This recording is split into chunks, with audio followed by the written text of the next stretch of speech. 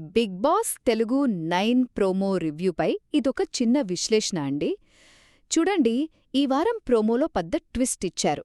Host ఏం చేశారంటే, కంటెస్టెంట్లను ఒక్కొక్కరిగా కన్ఫెషన్ రూమ్కి పిలిచి, వాళ్ల వెనుక ఎవరు ఏమాట్లాడారో ఆ వీడియోలే చూపించి మరీ నిలదీశారు. అబ్బా, షోలో ఇలా జరగడం ఇదే ఫస్ట్ టైం. అసలు ఊహించిన మలుపిది. సరే, మరిందులో ముఖ్యమైన పాయింట్స్ ఏంటో చూద్దాం. మొదటిది, వైల్డ్ కార్డ్ కంటెస్టెంట్ రమ్య విషయంలో.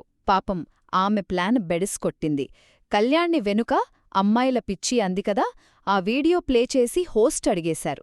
అంటే ఫేస్ టు ఫేస్ చెప్పకుండా వెనుక మాట్లాడి నెగెటివ్ చేద్దామనుకుంది. కానీ వర్కౌట్ అవ్వలేదు. కళ్యాణ్ ప్రవర్తనపై ఆడియన్స్ పోల్ కూడా చూడండి, దాదాపు 50-50 వచ్చింది. ఇది అతనికి గట్టి వార్నింగ్ అన్నమాట.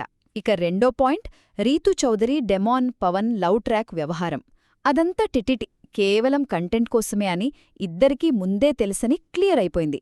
బయట నెగటివ్ ఫీడ్బ్యాక్ రావడంతో ఇప్పుడు జస్ట్ ఫ్రెండ్స్ అంటున్నారు. కానీ అదంతా నమ్మేలా లేదు కదా.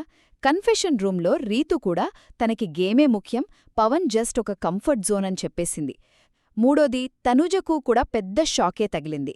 మాధురి, రమ్య తన గురించి, మరీ ముఖ్యంగా కళ్యాణ్తో తన ప్రవర్తన గురించి వెనుక మాట్లాడిన వీడియోను హోస్ట్ చూపించారు. అంటే కళ్యాణ్ ప్రవర్తనతో పాటు తనుజ కూడా ఛాన్స్ ఇచ్చిందన్నట్టు మాట్లాడారు వాళ్ళు. అది చూసి షాక్ అయిన తనుజకు, ఓకే, తన రిలేషన్ బయట రాంగ్గా పోర్ట్రే అవుతోంది, గేమ్ మార్చాలి అని ఒక క్లారిటీ వచ్చినట్లు అనిపించింది.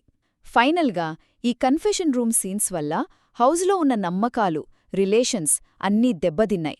ఇక ఫేక్ ఫ్రెండ్షిప్స్ పక్కకు పోయి అసలు ఆట ఇప్పుడు మొదలవుతోంది. నిజమైన రణరంగం. అంతా ఇండివిజువల్గా ఆడతారికపై. ఒక్క మాటలో చెప్పాలంటే, ఈ ఊహించని ముఖాముఖీల తర్వాత బిగ్ బాస్ హౌజ్లో గేమ్ డైనామిక్స్ పూర్తిగా మారిపోవడం ఖాయం.